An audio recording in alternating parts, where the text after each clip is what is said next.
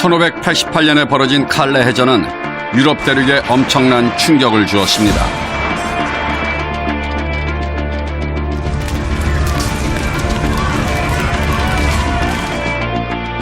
세계 최강을 자부하던 무적 함대가 영국에 패하자 스페인의 압도적 우위는 무너지기 시작합니다.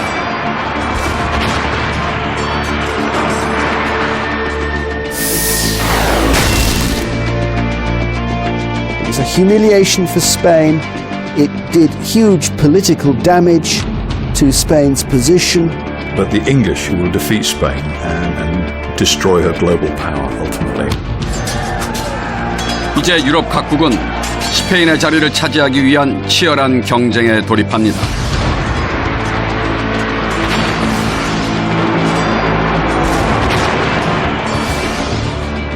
칼레해전에서 패했다지만 스페인은 아직 건재했습니다.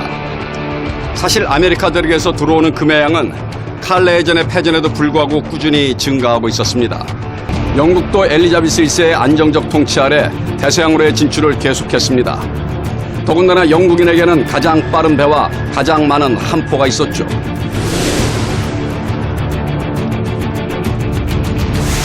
하지만 17세기를 지배한 것은 스페인도 영국도 아니었습니다. 1585년에야 겨우 독립한 인구 200만의 소국 네덜란드였습니다. 경상도만한 면적을 가진 인구 200만의 소국 네덜란드는 어떤 나라였기에 세계의 바다를 지배할 수 있었을까요?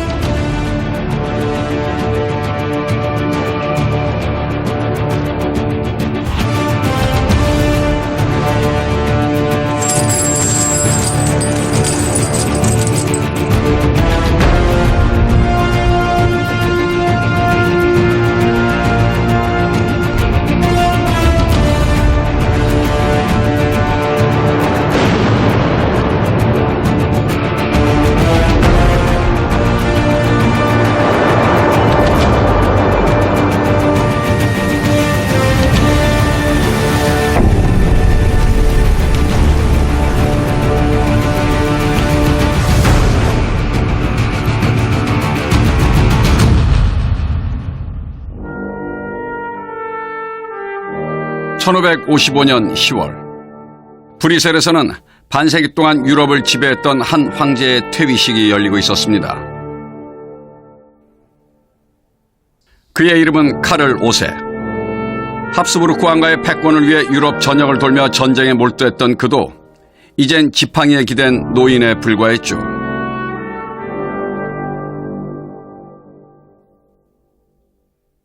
카를 5세는 자신이 가장 총애하는 신하였던 22살의 젊은이 오라네공 빌럼의 부축을 받으며 왕좌로 향했습니다.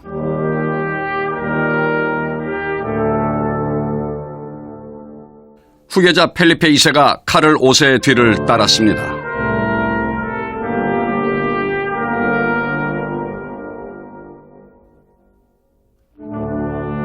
당시 28살이었던 펠리페 2세는 스페인 국왕으로서 합스부르크가의 영지인 네덜란드와 벨기에에 대한 통치권도 물려받았습니다.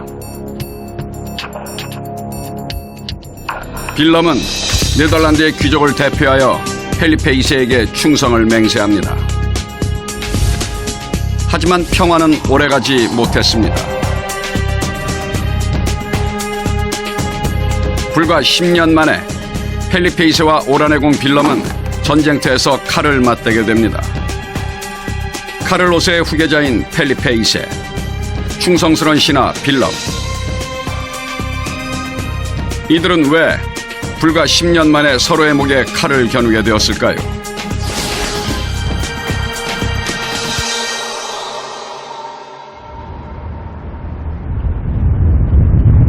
흔히 80년 전쟁이라고 부르는 네덜란드 독립전쟁은 민족주의 운동이 아니었습니다. 16세기는 아직 민족주의 시대가 아니었죠. 오히려 합스부르크 왕가에 대한 네덜란드인들의 충성심은 확고한 편이었습니다. 네덜란드를 독립혁명으로 몰고 간 것은 오히려 펠리페 2세였습니다.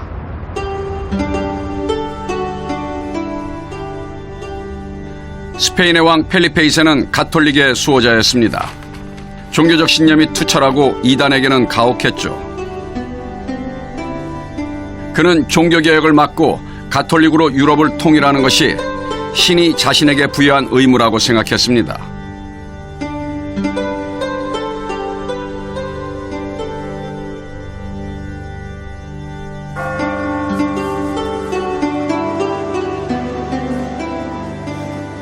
하지만 당시 네덜란드는 프랑스의 종교개혁자 칼뱅에 의해 창시된 칼뱅주의가 급속도로 확산되고 있었습니다.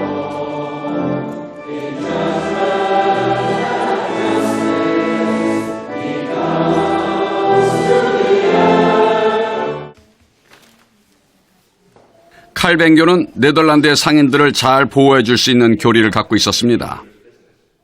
바로 소명의식이었습니다. 라틴어로 소명을 뜻하는 보카티오는 동시에 직업이라는 의미도 가지고 있습니다. 소명이란 신이 인간에게 준 임무이기 때문에 당연히 직업도 신이 주신 것이 됩니다.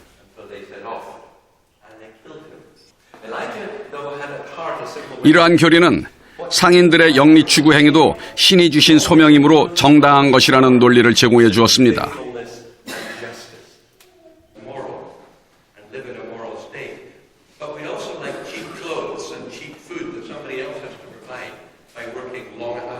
And in fact, if one traces the spread of the Protestant Reformation, not only in the Low Countries, although particularly in the Low Countries, it tended to spread most quickly in the towns. And the towns were precisely where the merchants were.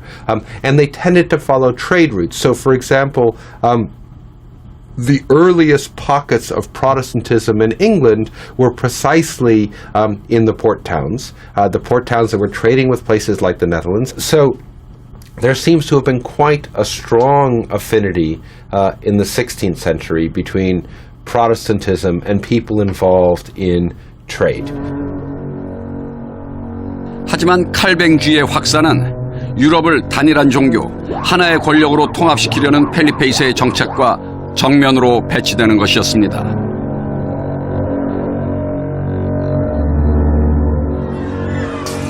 강력한 탄압이 뒤따랐습니다. And Charles V was raised in this Burgundian tradition. And so Charles V was considered to be an autochthonous sovereign lord of the Netherlands. He was considered by the Netherlandish people as one of them, as he was born in Ghent and as he was raised in the Netherlands. And this, of course, was entirely different with his son Philip II, who was born in Spain and who was raised in Spain. Charles V was willing to see within the church. He was fine for Charles V if Catholicism was practiced somewhat differently in the Netherlands than it was practiced in Spain or practiced in Germany. For Philip II, deeply influenced by the Catholic Reformation, religious uniformity within the single universal church mattered intensely, which was why he was so insistent on placing new bishoprics in the Netherlands, because those new bishoprics, those new centers of Catholic authority, would be ways of enforcing the uniformity of the one single universal church. So in that sense, Charles V and his son were very, very different. 종교적 억압에 짓눌린 신교도들은 펠리페 2세에게 대항해 교회와 성상을 파괴했습니다. 성상이 쓰러졌고 성화 테피스트리가 찢겨나갔습니다.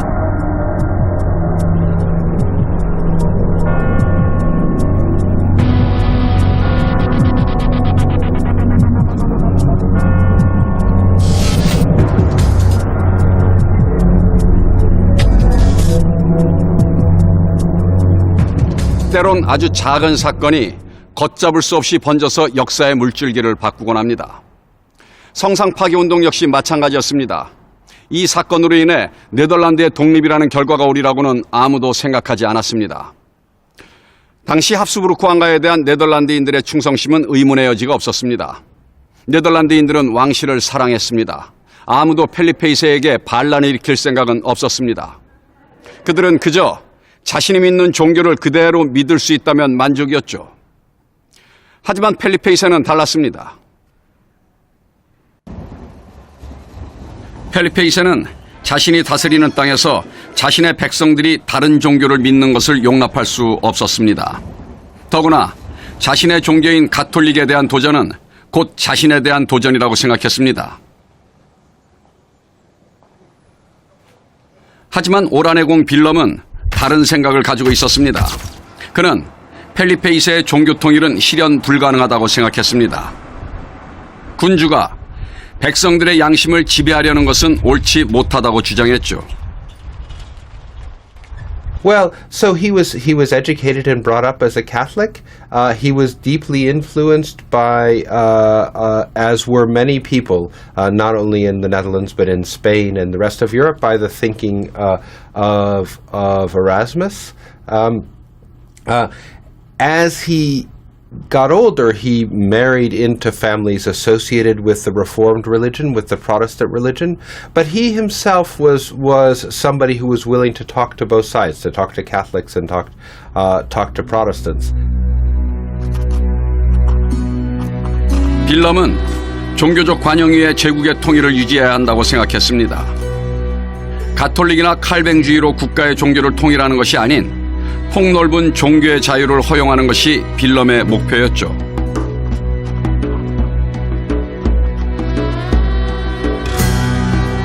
네덜란드의 대귀족을 대표하던 그는 펠리페 2세에게 종교적 관영을 인정해달라고 수차례 청원했습니다. 빌럼은 탄압이 계속될 경우 자신은 내각에서 사퇴할 것이라는 위협도 불사했습니다. 하지만 빌럼의 청원은 아무런 효과가 없었습니다.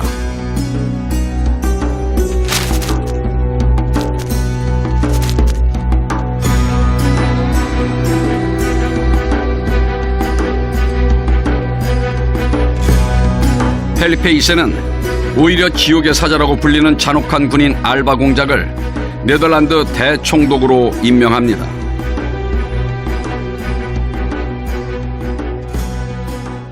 So there's a famous painting by Brechel, by the Belgian artist Brechel, called The Massacre of the Innocents, which is a biblical story, but almost anybody who saw the painting of troops dressed not in of Roman soldiers from biblical times, but in Spanish military uniform, and people thought they could identify in the painting somebody who looked very much like the Duke of Alba, and it was somebody going through and massacring innocent people on the streets for their beliefs. And so that was widely perceived to be the policies that Alva was pursuing as a mass persecutor of Protestants and rebels. 성상 파괴에 보복하기 위해 알바공은 특별법정을 설치합니다. 피해 법정이라고 불리운 이 법정에서 불과 2년 동안 네덜란드인 10,000명 이상이 재판을 받았고 1,000명 이상이 처형되었습니다. 특히 빌럼과 함께 네덜란드를 대표했던 에그몬트 백작과 흉 백작의 처형은 네덜란드인들을 충격에 빠뜨렸습니다.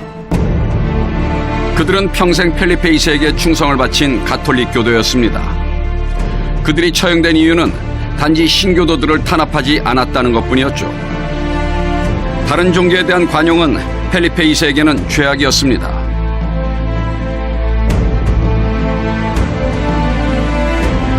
이제 스페인식 종교재판의 공포가 네덜란드를 지배하기 시작했습니다.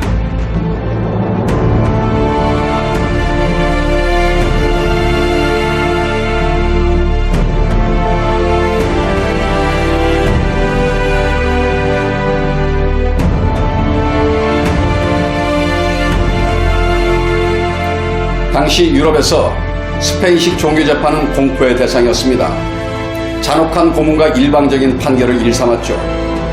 한 번 걸려들면 도저히 빠져나올 수 없는 재판소로 악명을 떨쳤습니다.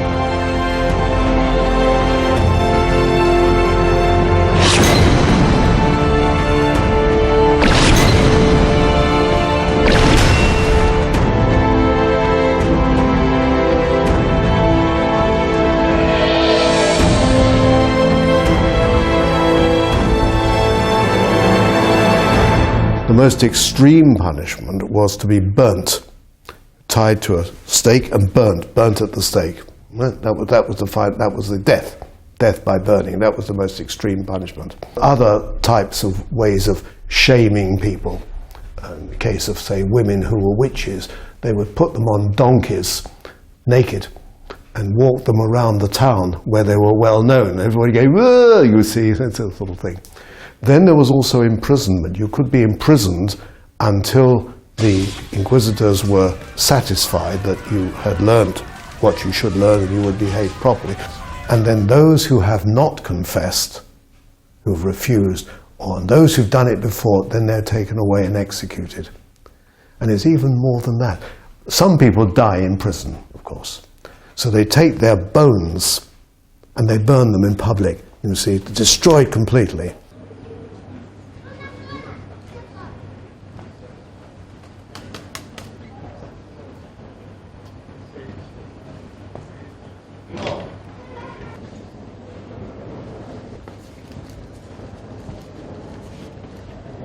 하지만 스페인이 처음부터 다른 종교에 대해 가혹한 나라였던 것은 아닙니다.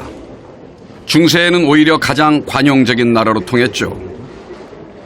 당시엔 이슬람교, 기독교, 유대교의 문화가 사이좋게 공존하고 있었습니다. 중세 스페인은 이슬람 왕국과 기독교 왕국으로 나뉘어져 있었습니다. 다른 종교에 대해 관용적이었던 이슬람 왕조와 경쟁하기 위해 카스티아나 아라곤 같은 기독교 왕국들도 유대인이나 이슬람교도에 대해 관용적인 자세를 취했습니다.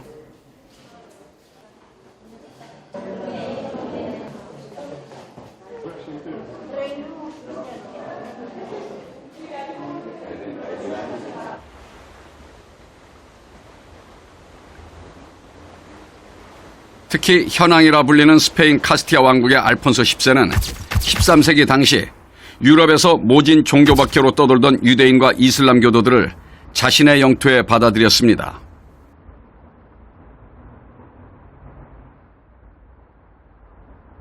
Well, I think that Alfonso X really had many advisors, Jewish advisors, and also you saw that also in Spain that you have certain Jewish streets and Jewish neighborhoods, and they were often, the Jews were really protected by the ruler for the reason that they had, the ruler profited from their knowledge, from their trade network. Alfonso X hired many Jews to help him to rule the world. He does call himself the emperor of the three religions, and his I believe his tombstone has inscriptions in Hebrew, Arabic, and Latin. 이러한 관용 정책으로 카스티아의 수도 톨레도는 정치, 문화, 산업의 중심지가 됩니다. 알폰소 10세는 이단으로 취급받았던 아리스토텔레스의 저작 같은 고대 철학은 물론이거니와 인도의 동화나 이슬람의 과학서적, 심지어는 이슬람 경전인 코란까지도 번역해서 유럽에 소개했습니다.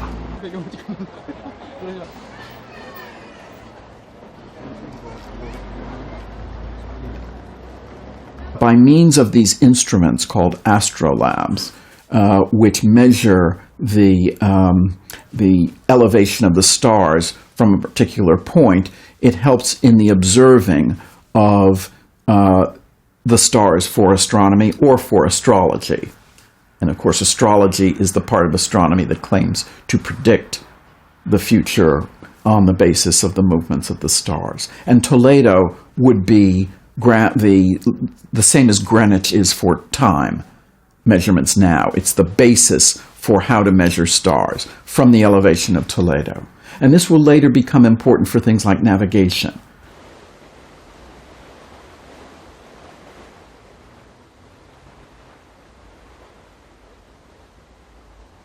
중세 유럽에선 툭하면 유대인과 이교도에 대한 집단 학살이 벌어지곤 했습니다. 따라서 스페인은 서유럽의 이교도들이 거주하면서 번영을 누릴 수 있었던 가장 좋은 곳이었고 때론 유일한 곳이었습니다.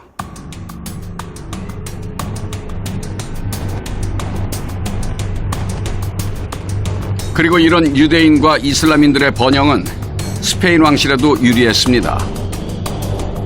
금융업의 발전으로 스페인 왕실은 재정적으로 풍족했고 아랍의 발달된 기술을 빨리 받아들일 수 있었습니다. 생산성도 높았죠.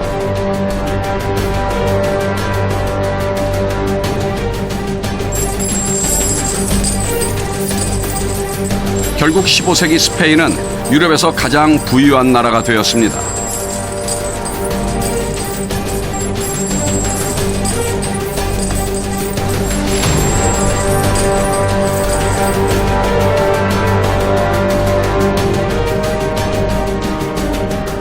(1492년) 드디어 꿈에 그리던 재정복 사업이 완성됩니다. 이슬람과의 오랜 투쟁에서 기독교 왕국이 승리한 것이죠. 그라나다의 함락으로 이베리아 반도에서 이슬람 지배는 종식되었습니다. 전 유럽은 환호성을 울렸습니다.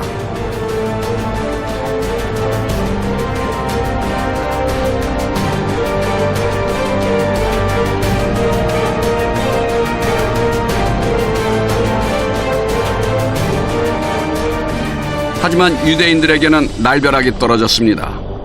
아람브라 칙령이 반포된 것입니다.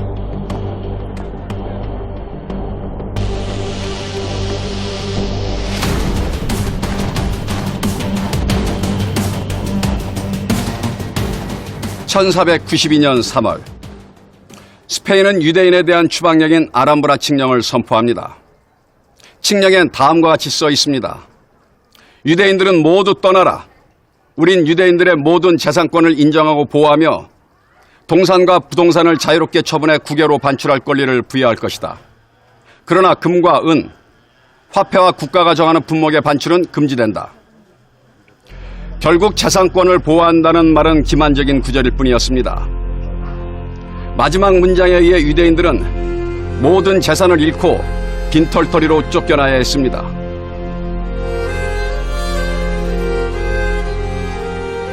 결국 스페인에서 빈털터리로 쫓겨난 6만여 명의 유대인들은 포르투갈로 이주합니다. 하지만 얼마 지나지 않아 포르투갈이 스페인에 병합되자 유대인들은 포르투갈에서 다시 추방당합니다. 이후 쫓겨난 이들은 종교에 대해 관용적이었던 네덜란드에 몰려들어 정착하게 됩니다.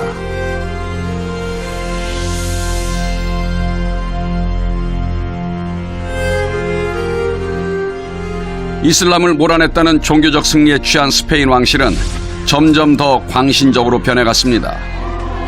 스페인은 거짓으로 개종한 이단자들을 색출한다는 명분하에 가톨릭으로 개종한 유대인들을 학살하기 시작했습니다. 발렌시아에서는 1494년부터 1530년까지 몰래 유대교를 믿고 있었다는 죄목으로 1000여 명이 사형당했고, 비슷한 시기에 세비야에서는 4,000명이 말뚝에 묶인 채 화형에 처해졌습니다.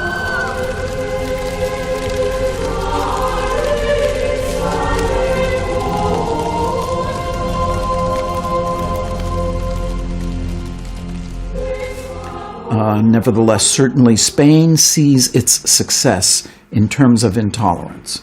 They expel the Jews in 1492, they force the Muslims to convert by 1520, and in the 17th century, I believe it's 1610, they expel all the people who say they're Christians, but by blood are thought to be Muslim.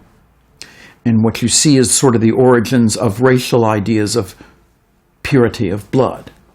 So, for example, in the 16th, 17th century, in order to be a university professor at some places, or to have a state office, you have to prove what was called limpieza de sangre, purity of blood. You could be the most devout Christian imaginable, but if your grandfather was Jewish, then you're too suspect. 그런 순수한 가톨릭의 나라 스페인의 군주로서 펠리페 2세는 네덜란드에서도 스페인과 같은 종교적 통일을 요구하고 있었습니다. 거부하는 자에겐 오직 죽음만이 기다리고 있었죠. 처음에 네덜란드인들이 바란 것은 종교적 자유뿐이었습니다. 그런데 알바공은 잔인한 공포 정치를 통해 네덜란드의 신교도를 강제 굴복시키려고 했죠. 설상가상으로 종교적 이단 심판까지 부활시키려고 했습니다.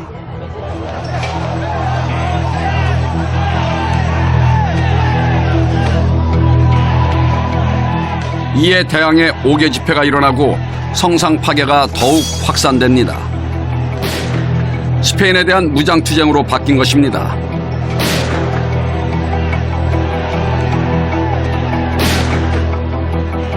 드디어 투쟁은 오라네공 빌럼을 중심으로 한 독립전쟁의 양상으로 번집니다.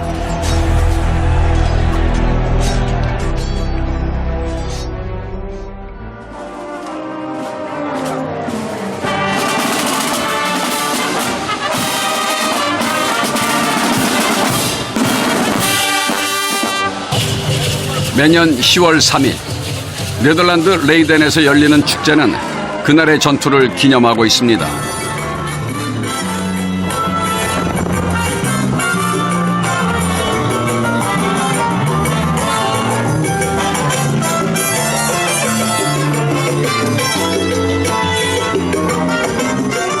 Rebels, yes. And they have give us the new freedom in Leiden. 1574, from 1574. So more than 100 years. More than 500 years. Now, So that's a real tradition. 1573년부터 1574년까지 레이덴 시민들은 맹공격을 퍼붓는 스페인군에 맞서 불굴의 의지를 보여주었습니다.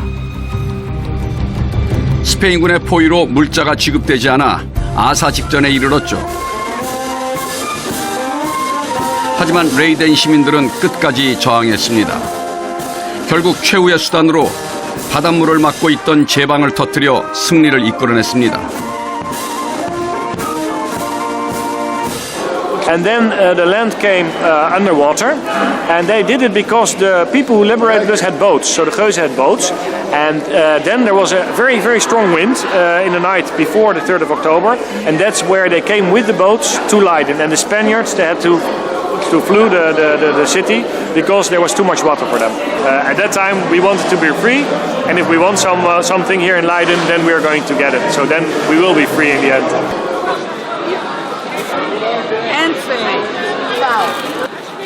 아사 직전의 레이덴 시민들을 구하기 위해 독립군은 흰 빵과 청어를 가지고 와 시민들에게 나눠주었습니다.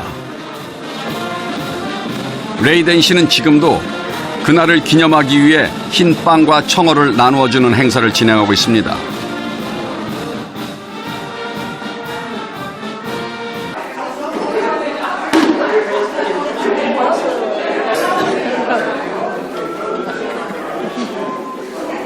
you try it. Heerlijk. Niet kapot te krijgen.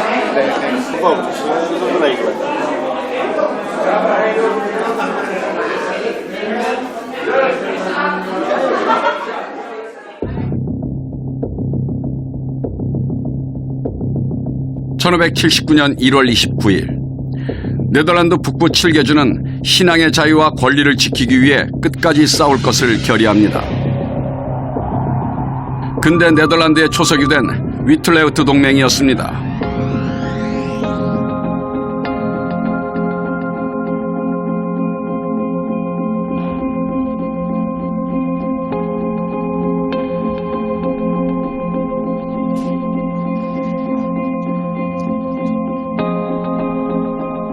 이 동맹은 종교적 관영을 전면에 내세웠습니다. 창립 헌장에는 누구나 종교의 자유를 가지며 어느 누구도 종교를 이유로 신문을 받거나 박해를 받아서는 안 된다고 선포했습니다. 하지만 스페인의 점령 지역에서는 스페인의 탄압과 박해가 계속되었습니다. 특히 1576년 스페인의 광란이라고 불리는 안트베르펜의 약탈 사건은 유대인과 신교도들의 북부 네덜란드로의 이주를 더욱 촉진시켰습니다. The troops that were based in Antwerp, they of course, like all troops, needed payment. But the payment which had to come from Spain with ships, the ships were taken by Elizabeth of England. And so there was no money available in Antwerp to pay the troops. And as a consequence, once troops don't get paid, they want to get their pay anyway, and they started looting. And that's called the Spanish Fury in Netherlandish historiography.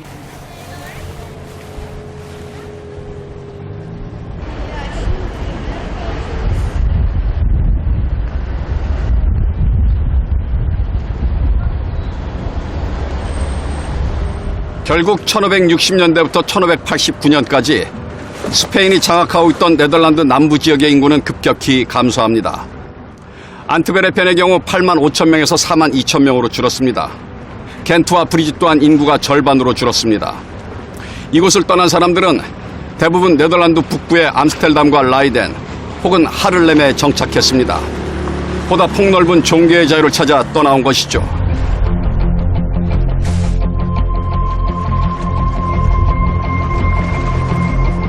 (1570년부터) 1670년 사이 자유의 땅 암스테르담의 인구는 3만 명에서 20만 명으로 늘어납니다. 레이덴 인구는 1만 5천 명에서 7만 2천 명으로 증가합니다. 1650년의 통계에 의하면 암스테르담에 거주하는 사람 가운데 3분의 1이 외국계 혈통이거나 그의 후손이었습니다.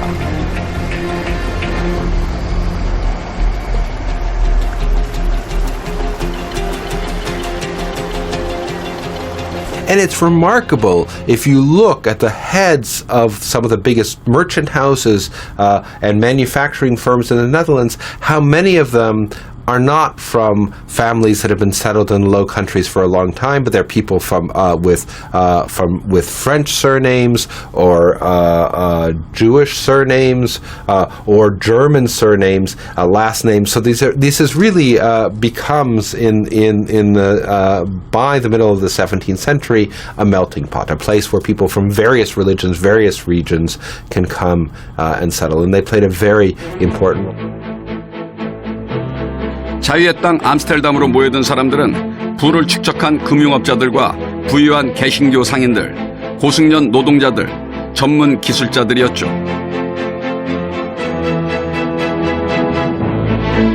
모두 경제 발전의 1등 공신들이었습니다.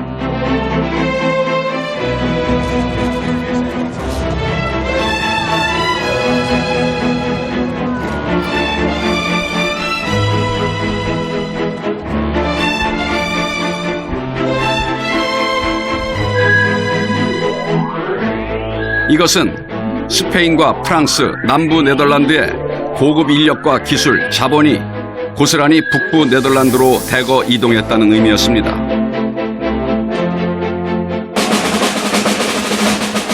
결국 관용이 승리하고 종교의 자유는 네덜란드 번영의 기반이 됩니다. 각국에서 몰려온 이민자들을 빠르게 포용하면서 17세기 네덜란드의 황금 시대가 열립니다.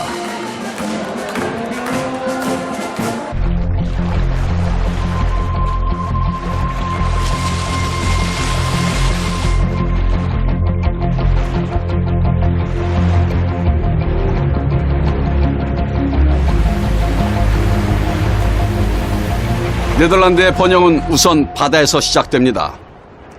조선업과 해운업은 네덜란드의 번영을 이끄는 쌍두마차였습니다. 17세기 네덜란드인들은 바다의 마부라고 불렸는데요. 이들은 이주민들과 함께 새로 유입된 선박 건조 기술을 활용해 당시로서는 파격적인 범선을 만들어냅니다. 경제적이고 속도가 빠른 플리우트선입니다. So the Dutch quickly discovered that what they wanted to be cheap in transportation, you had to have a big ship that went really fast, but that didn't need a large crew. And that's when in 1594 they started building flute ships. And flute ships had the advantage of being quick, and they had a very nice proportion to the ship's hull, which made that they could transport a lot of goods with a very small ship. So that made it much cheaper. And in the European waters, these ships did very, very well.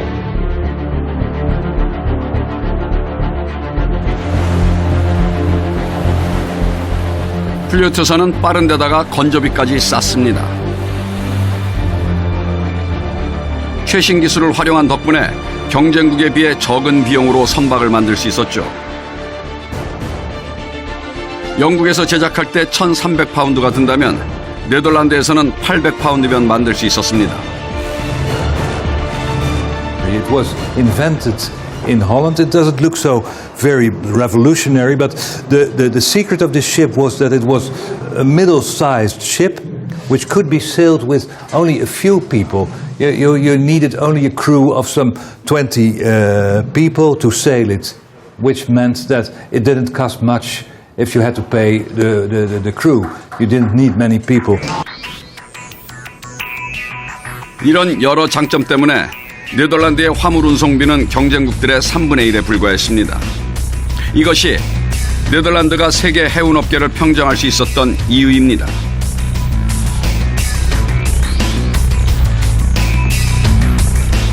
17세기 중반 세계 무역선의 총수가 2만 척 내외였을 때 네덜란드의 선박은 1만 5천 척 이상이었습니다.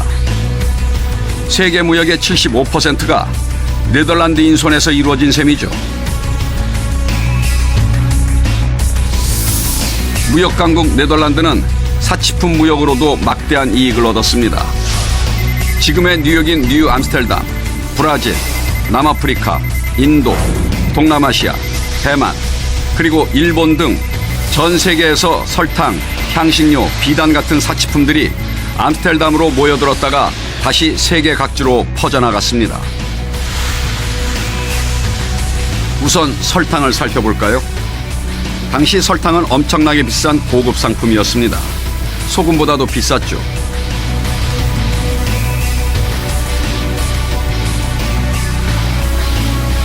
안트베르펜에서 발달했던 설탕 정제 산업도 16세기 후반 많은 인력들과 함께 암스테르담으로 자연스럽게 넘어왔습니다.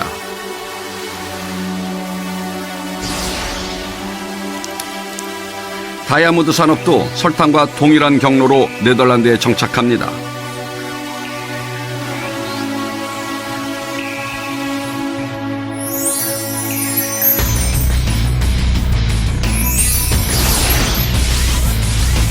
(18세기까지) 전 세계의 모든 다이아몬드는 인도에서 채굴되었습니다. 그리고 그 원석을 가져다가 찬란한 빛을 뿜는 보석으로 가공하는 것은 유대인들이 담당하고 있었죠.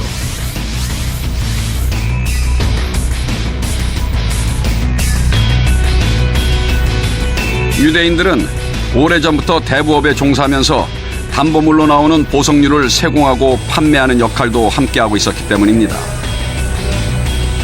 따라서 유대인 집단 거주 지역은 동시에 다이아몬드 산업의 중심지이기도 했습니다. 당연히 아람브라 칙령 이전에는 스페인이었죠. 하지만 아람브라 칙령으로 스페인에서 쫓겨나자 유대인들은 리스본과 안트베르펜에 정착했습니다. 하지만 스페인의 종교재판소가 이들을 쫓아왔습니다. 네덜란드만이 이들에게 피난처를 제공했습니다.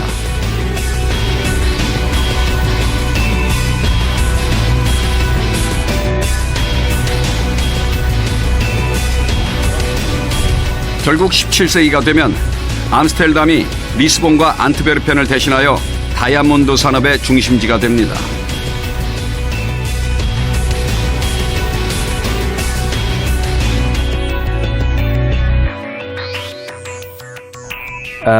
The history of Amsterdam dates back from 1586, where our first diamond polisher was registered in the marriage certificate of Amsterdam. And later the trade was being developed because the Portuguese Jews were driven out of the Spanish countries. 유대인들이 가져온 것은 단지 다이아몬드만이 아닙니다. 유대인들은 오랫동안 대부업에 종사하고 있었기 때문에 금융업에도 정통했습니다. 유대인들의 선진적인 금융기법이 들어오면서 현대 자본주의 금융 시스템의 기본 골격이 네덜란드에서 만들어지게 됩니다.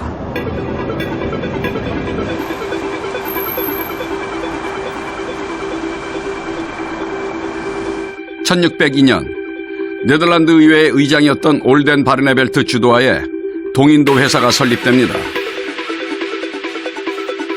높은 수익을 보장해주는 아시아 지역과의 무역을 위해 만들어진 것이었죠.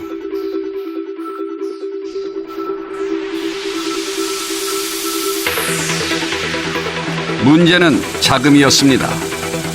막대한 비용이 드는 데다 위험 부담까지 높았던 아시아 무역을 위한 자금을 모으는 일은 쉽지 않았습니다.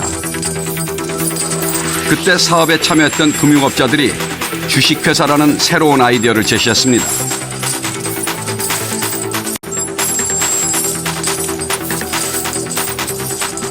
The Dutch East India Company is an important innovation as it is, because it is a company based on shares. So it is not a family company anymore, but it's based on, capital of many people. which means that you can continue your company like modern companies today, even when the founder of the company is dead, or the few founders of the company is dead. So that's an important innovation. 당시 해상무역을 주도하던 81명의 선주들이 대부분의 자금을 투자했습니다.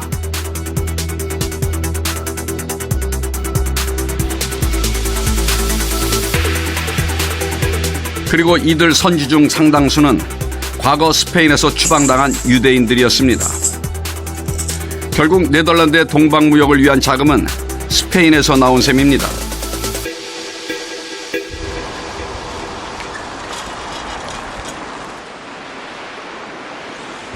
(1609년엔) 암스테르담의 세계 최초의 증권거래소까지 등장합니다.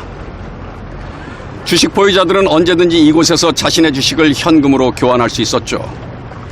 17세기에 이미 1000명 이상의 펀드 매니저가 이곳에서 활동하고 있었고, 선물 거래나 옵션 거래 같은 첨단 금융 기법들까지 등장했습니다.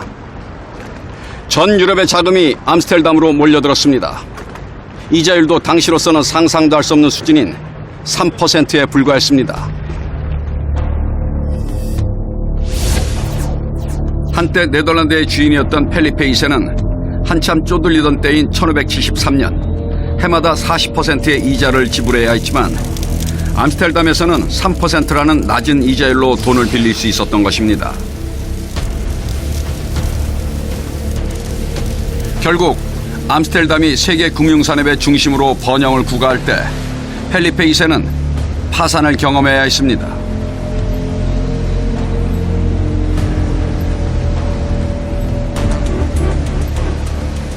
Very interestingly, in the 1620s, a great, we would say, call a prime minister, or the equivalent of a prime minister in Spain, the Count of Olivares, proposes that Jews, some Jews, should be allowed to return and live in Spain precisely for that reason. Let's be a little bit easier on these people. Let's keep the Inquisition off their backs. Let's release it. But it's not successful in the end. And in the end, the Inquisition is even more powerful than the need that the Spanish state has for these huge amounts of money. And of course, as you imply, the consequence is that in the end, Spain goes bankrupt. 스페인의 대신 디에고 드 시스네로스는 펠리페 2세에게 다음과 같이 탄식했습니다. 네덜란드의 반란군들은 머리를 지켜든 채 힘을 키우고 있고, 유대인들은 전쟁, 정복, 협상 등에서 그들을 지원하고 폐하의 영토 안에서 반란군들의 첩자 노릇을 하며 스페인과 포르투갈로부터 부의 정수를 뽑아내고 있습니다. 하지만 스페인은 16세기의 패배로부터 아무것도 배우지 못했습니다. 스페인 종교재판소는 17세기 내내 기승을 부렸습니다. 유대인과 이슬람교도에게 물들지 않은 순수한 혈통에 집착하던 스페인은 미심쩍기만 한 순수한 혈통을 얻은 대신에 제국을 잃어야만 했습니다.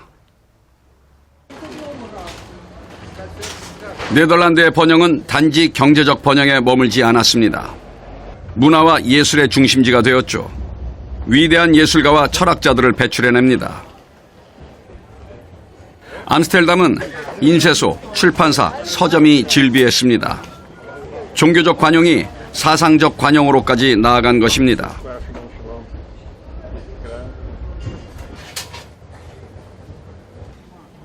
나는 생각한다. 고로 나는 존재한다라는 명제로 유명한 근대 철학의 아버지 데카르트는 30년 넘게 암스테르담에서 자유롭게 그의 사상을 꽃피웠습니다.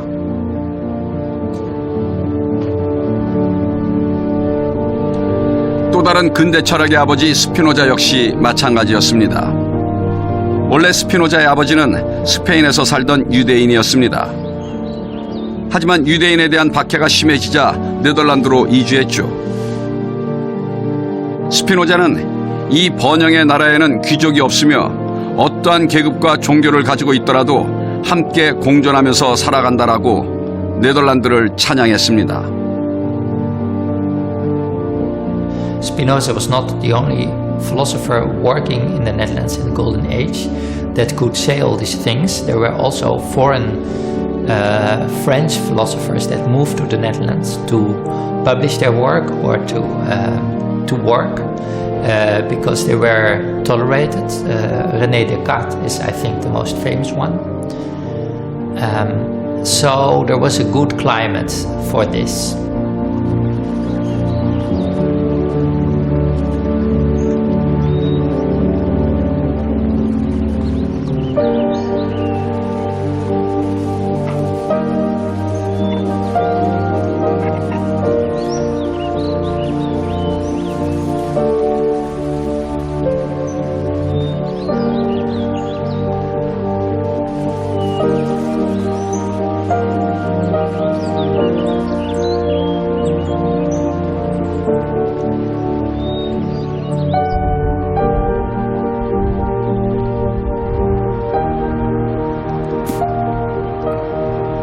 네덜란드의 모든 국민은 평등한 환경에서 평등한 대우를 받아야 한다. 종교, 신념, 정치적 의견, 인종 또는 성별 등의 어떠한 배경에 바탕을 둔 차별도 금지되어야 한다. 네덜란드 헌법 제1조입니다. 지금도 관용은 네덜란드인에게 최고의 덕목으로 받아들여지고 있습니다. 17세기 세계의 바다를 지배했던 역사상 가장 작은 제국 네덜란드는 관용이 만든 제국이었습니다.